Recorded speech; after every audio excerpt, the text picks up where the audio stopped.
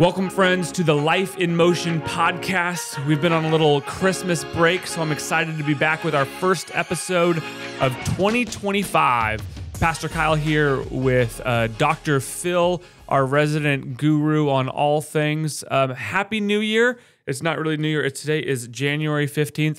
I'm excited to be back in the studio recording with you. How are you doing, and where do you want to start? Well, I'm actually doing very well, and you kind of presented a situation you hear where when is the right time to no longer say Happy New Year? Some people have different. Mine is by January 2nd, we're pretty well into the new year as far as I'm concerned, so don't worry about that. By January 3rd, you no longer want me to have a good New Year? Absolutely. You're on your own after that. Okay, good. But where I like to start actually is to rewind back to before the first year, even before Christmas, if I remember correctly. And you were talking about the offering that we had, which was fantastic. But I began, the Christmas offering, the Christmas offering. Yeah. And however, when you were talking about that, what came to mind for me is that I realized there are so many needs in the world. They're everywhere. I mean, you can't turn on the TV, you can't read anything online or whatever. There's not a need somewhere. But yet, every need, I think, doesn't constitute a burden. Yeah. And a burden is something that really grabs your heart. So I guess I was thinking as you were talking that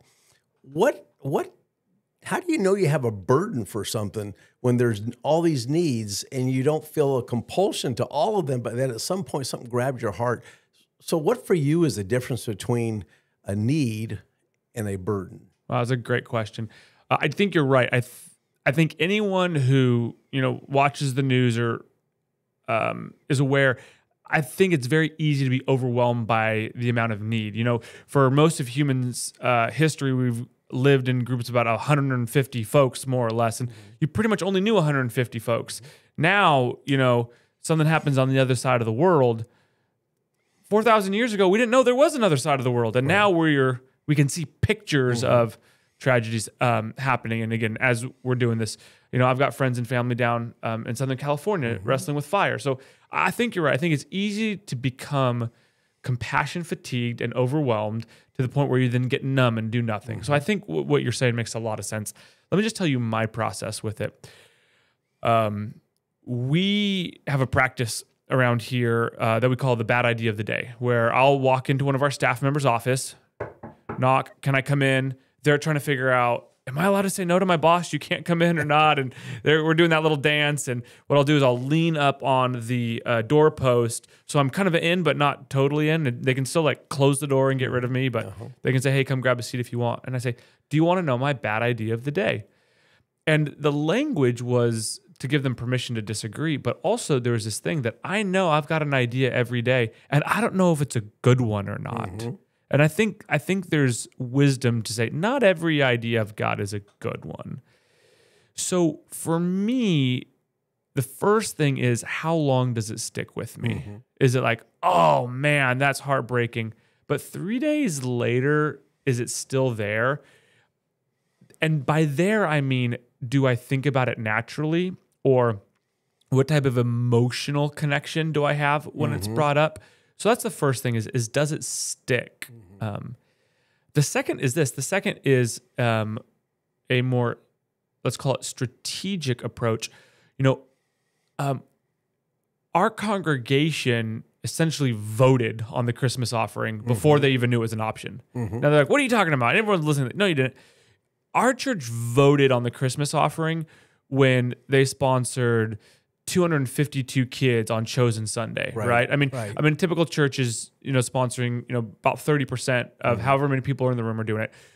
We did over 50% of the folks in the room sponsored. So our congregation voted, we want to help vulnerable kids in West Africa. So they'd already done that. So I think for me to continue to stoke that fire and be connected, because we get inundated with asks all the time. And for us, we want to continue to walk in the places where our congregation's already said yes to. And so, for example, we're doing a short-term mission trip to Cambodia. But we've been working with AIM, Agape International Ministry, for years. And this is just kind of that right next step with them. We get opportunities to do short-term mission trips all the time, but ours, there's this strategic place. If we want to continue to do short-term trips with long-term partners, and it's that same type of philosophy that said, our congregation voted, we want to support vulnerable kids in West Africa, so let's continue doing that instead of doing something new. So first is, does it stick? The second is, what does our congregation think? And then the third is this. The third is what I'm going to call the back and forth in the wilderness. I had an idea, let's do this clinic. World Vision at first said, yeah, let's do the clinic. And then they said, no, there's actually a greater need for folks who can't get to the clinic. And I just kind of went back and forth with my wisdom people, staff members here, particularly Pastor Lori is someone I'm always going to for wisdom, folks like you, board members, and just kind of asking, hey, what do you think is the right next thing, until we all kind of look at each other and we're all like, yeah, this is it. So I think it's those three things. It's number one, what sticks. Number two is the congregation's already voted, whether they realize it or not. And third is wandering through this wilderness together, back and forth, until we all stop and look and say, this is it. That's how we've made decisions a lot of time. That's how, we did a capital campaign 3 years ago. It's a stupid idea to do a capital campaign in the middle of a pandemic. Like, there's no, you've written church leadership and church growth book. No one's going to suggest it. It was a stupid idea. But we walked through that process and we all said, no, this is the right thing to do. And it was that same thing. I couldn't shake the idea. I asked as many people as I could in our congregation, what do you think about this? And then at the end of the day, we're all sitting around in a room looking at each other being like, after discerning this together for months, this is the right thing. So a lot of it has to do with patience.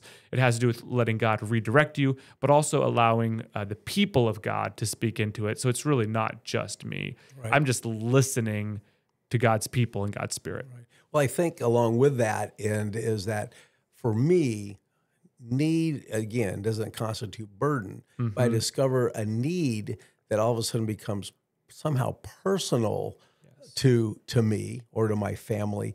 That's where the burden begins to grow. For example, as you mentioned already, the LA fires. Well, it's devastating. I'm from San Diego, Southern California, so it's not down in there, but I'm used to the winds they talk about. I'm aware of all those things. And my heart was broken for those people, but at the same time, I wouldn't say it really had transferred into a burden of prayer or even some other kind of activity until I stay in contact with some of the kids who were teenagers in a youth ministry we had many years ago. And one of them on Facebook, she and her family are in that LA area now, and their house burnt down. They lost their home in the Altadena area.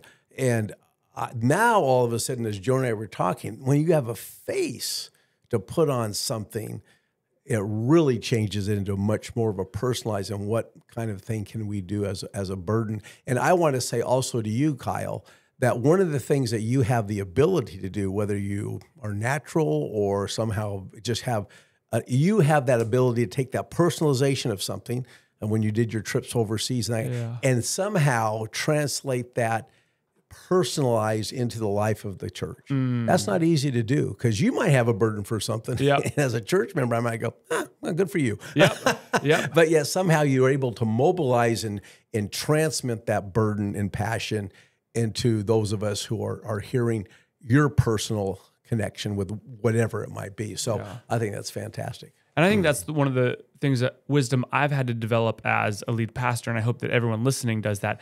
There's some things that just because it's a need, it doesn't mean it's a burden that God's put on you. And it's okay to say no.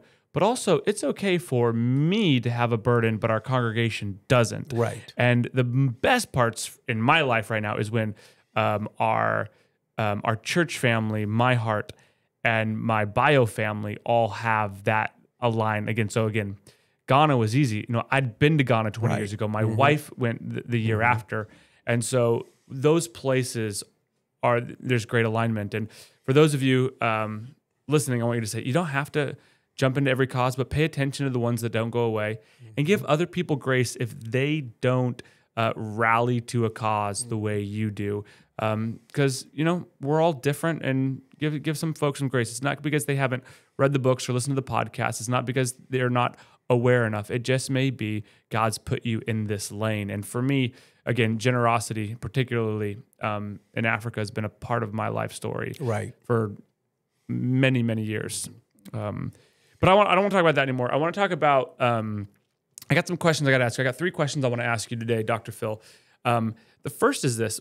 One, when you preach or when you speak in public, I've noticed something, you do something very subtly, and you always, the first thing you do is you always honor someone. So again, you're preaching here to honor me, or maybe the worship team, or again, when you're asked to speak other places.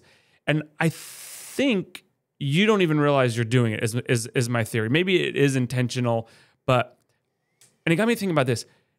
I have a theory that you're 70 now. You're officially old. Thank you. Again, are you a baby boomer? Is that right? I am right in the middle of the boomers. There's half the boomers are in front of me, half are behind me, and I'm right smack in the middle. So here's my theory. I think that honor is a more common place in the boomer generation. And I'm a millennial. I think cynicism is more normal to me. So I think honor maybe comes naturally to you or your generation, and it doesn't come naturally to me and my generation. So I want to ask you that question. Do you think that observation is accurate? And where do you think, again, this value of honor came for you? Because honestly, I look around at a lot of my peers and I think my generation's missing it. So can we catch it? Where'd it come from for you? Well, I think for me, and I don't know if it's generational or not, I really don't. All I know is for me is that I've always understood, one of the things is, you always stand on the shoulders of those who have come before you. Now, obviously, you're younger than I am, so that would not necessarily imply on that. But just the idea that you value, you understand that you're never in anything alone. You haven't ever gotten to where you are alone.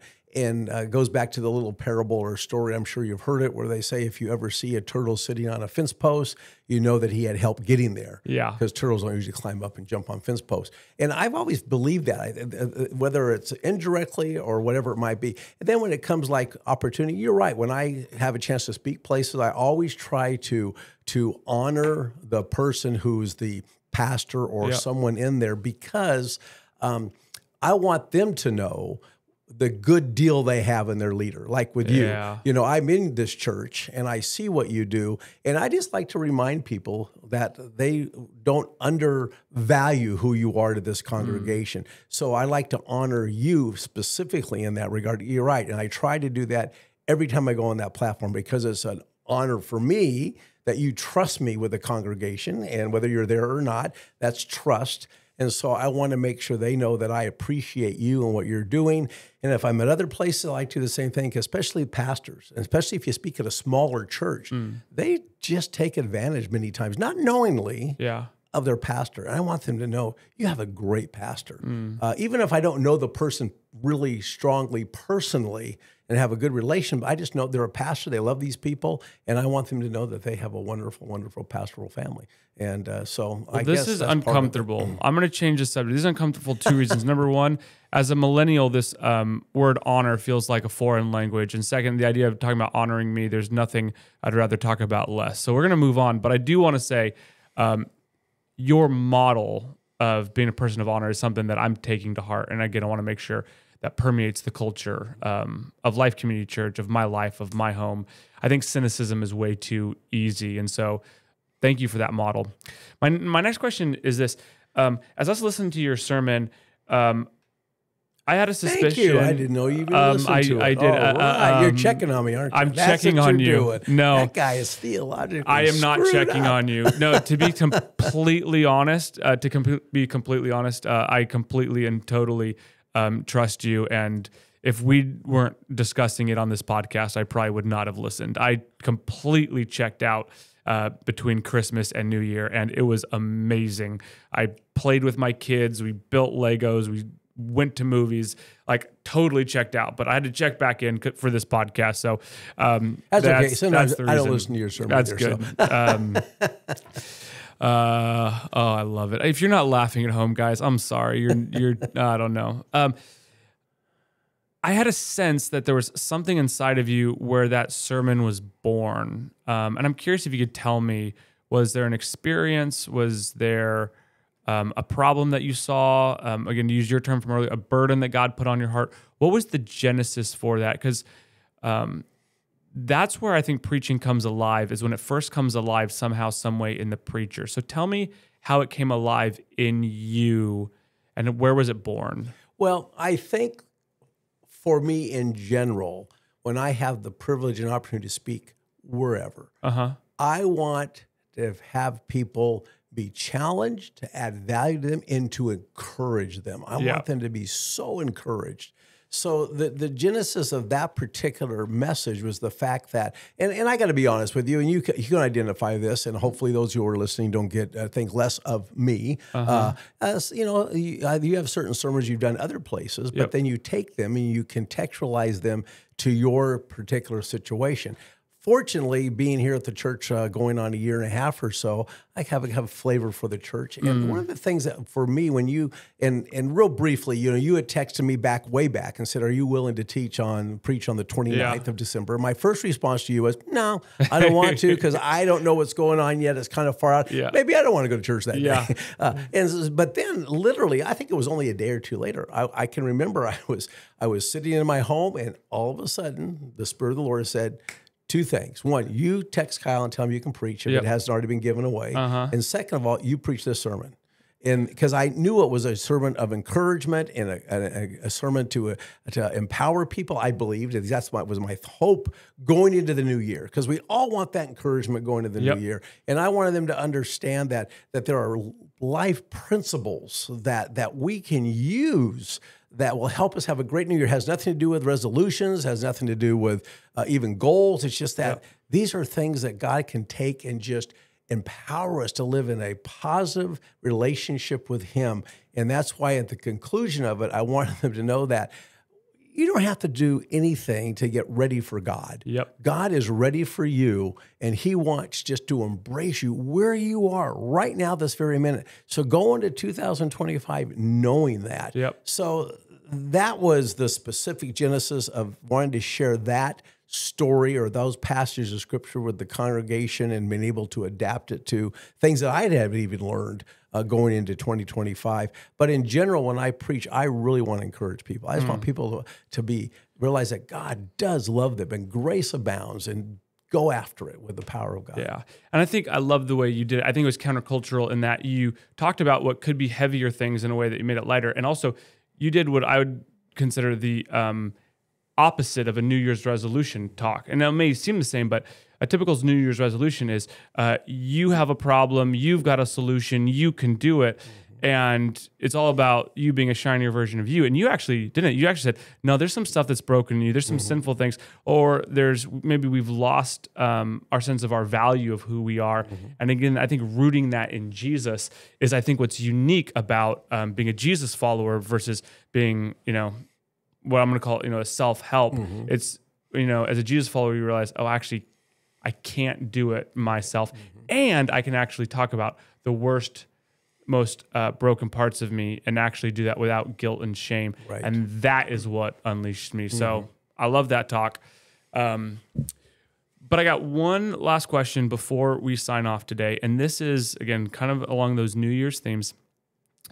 I need you to help me understand this tension or this nuance between embracing reality versus limiting thoughts. Embracing who I am versus living in lies. Here's an example. This is very superficial, but you come into the new year and you say, hey, I'm going to exercise such and such days, minutes, whatever that goal is. And what I've realized is I'm much better at setting goals than achieving them. And so there's this part of me that says, well, I just think I'm not a very disciplined person. My wife, she will work out for 8 minutes every day. I've never seen a day where she didn't work out unless, she was, sick or something like that. Again, whether it's a short walk or, just a little bit of core workout in the bed. Again, she's consistent clockwork. Whereas me, I'll go nothing. And then I'm like, I'll go play 3 hours of pickleball or whatever, right? So there's this part of me that is struggles. And this is just the example. I want to say, well, I'm not a disciplined, consistent, sequential person like she is, right? I'm more random and impulsive. And so I should plan and make goals accordingly. But at the other hand, I don't love this limiting belief that says I'm not a disciplined person. So I think for folks out there who are maybe looking in the mirror and they're wrestling with that tension, what is a wall that's a limit that God has put there and I need to embrace? That's God's limit. That's just not who I am. Or I need to run through that wall and break down that limit, break down that limiting belief. How do you have the wisdom to know the difference, Phil? Well, I don't know if I have a good answer for that, but I think. All right, we're getting a new host next time. I think I have some thoughts though, and first of all, I think we need to embrace our limitations. Sometimes we say, "Well, I'm going to work out this many." You've never done that in your entire life, and what makes you think you're going to do that this year? Yeah. Instead, it's saying, "Okay, here's my limitations, whatever they might be, and then let me work within those limitations until I get to a point where I can exceed that, if you please." I just read there's a book, it's not even out yet, but it's called Reset. And I saw a little blip on it though online. And it talks about an interesting principle. This gentleman says, it's not so much about the goal, it's the goal within the goal. And he used this illustration. I hope I can get it correct. Of course, you haven't read it, so you won't know if I get it exactly correct or not.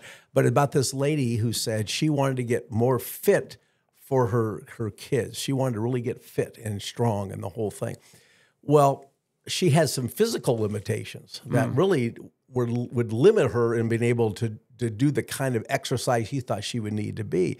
So instead, they began to talk to her and say, well, what is it really you want to do? And when it came down to it, she says, she was from, I think, Australia or somewhere where they call mom. And she said, I just want to be the best mom for my children that I can. Yeah. And so the people working with her said, well, what are 10 ways you can do that without the kind of strenuous exercise that you have? What are 10 ways you can do that within the limitations that you have? And she wrote 10 things down and she started to work on those. But the reality was, she had a misunderstanding of what her true goal was. Yeah. She thought her goal was to be fit. No, her goal was really to try to become the best mom that she could with her kids. And so she has established that. And I think that's part of it too. We set certain goals that we want to use exercise, and we look at other people, like Kelly, how she does it, and says, well, if Kelly can do that, well, surely I can do that. Well, maybe you can't, but you can do something. One last illustration, and you kid me about Before you get to your last illustration, I want to say, I've been married for 17 years. There's never been a single moment where I've been like, if Kelly can do it, I can do it. So for those of you who know her, you'll appreciate that. But those of you who don't know her, just so you know, everyone meets me first and likes her more. Let me just real quick. There's a guy at my plyometrics place. Yes. And his name was Roger. Now, Roger is in the mid-60s, hasn't exercised in years. And now he's frankly hasn't come back yet. Yep. But he was there 2 times. And I was talking to him. I just kind of said, hey, I'm so glad you're working out, because they do it in his pace. They just do whatever he can do and then a little bit further, whatever it is. And so I was telling him how much I think it's going to be good for him, for stability and whatever it might be. And he said, well, I haven't worked out in all these years, and all these young people here, I just can't believe what they can do. And I said, Roger, do what I do. Ignore the young people. I said, I don't even like the young people. I said, I'm not competing against the young people. All I want to know is, can I do what I do a little bit more each time? Yeah. And I must have read him off. I haven't seen him since. But anyway, that's the idea for me, is that sometimes I have limitations, obviously, because I'm 70. I have limitations because I shared in the sermon. I got a torqued right shoulder and a crummy right knee. But there's a lot of things in those I can do it. It's the same thing across the board, not just exercise or reading or whatever it might be. Instead of saying, I'm going to do all these things, I see so-and-so doing it. Instead, it's like, I do have limitations, so you embrace those, but I'm going to work within those limitations and then just go a little bit further. Yeah. That's my perspective on it. And it's probably, I don't know if I even hit anywhere near what you were looking for, but everybody's different, and we have limitations, and we live within those and go beyond it. Tad. Yeah. No, I think you said 3 things that are super helpful. Number 1 is kind of defining the why. What is the real goal, the goal behind the goal. The second is instead of focusing on your limitations, focus on what you can do. And then the third is celebrate that incremental progress. My life is at its best when I have 5+ minutes of silence in the morning, and I'm exercising regularly. And so I'm always wanting to do that, but I'll get distracted, I'll get busy, I'll get on my phone or whatever. And so I kept saying, I'm going to do it, I'm going to do it, I'm going to do it. And, it just didn't happen. And so I didn't want to say, oh, I'm not a disciplined person, I'm not going to do it. But I also knew I genuinely wanted it. And so here's what I'm currently doing is I used to fall asleep listening to YouTube videos on my phone. And so I'd wake up and the first thing that was there waiting for me was my phone. And so it distracted me, from my wife, from God's presence, from whatever God had in store for me from that day. And so this is what I'm currently doing. So I'm on day 20 of it. So we're not setting any world records, but I started listening to Harry Potter on audio. If you haven't listened to it on audio, the guy who does the voice is fantastic. And so what happens is I put the phone on the complete other side of the room. I set a 15-minute timer to go to sleep. And that way, when I wake up, it's not the first thing there. And so I think for me, I'm creating a non-judgmental posture of, I don't know if I'm a disciplined person or not, whatever that may be. But what I am saying is I am discontent with the current way I'm living my life. And I want to find ways to create spaces to encounter God, to be present where I am, to be present with Him, to be present with my wife, to be present with my boys in the morning. Otherwise, whatever impulse I have, whatever bad idea of the day I have, or whatever's going on TikTok, I think you've helped me of saying, hey, just go ahead and take that next right step forward. And I think that'll give me enough encouragement till I see you right back here in 2 weeks and you can solve more of my problems. Yeah. Well, ultimately, and one last thing is dissatisfaction is a one-word definition of motivation. Oh, that's good. So when you're truly dissatisfied with whatever, that provides the motivation to do whatever to address that dissatisfaction. That's good.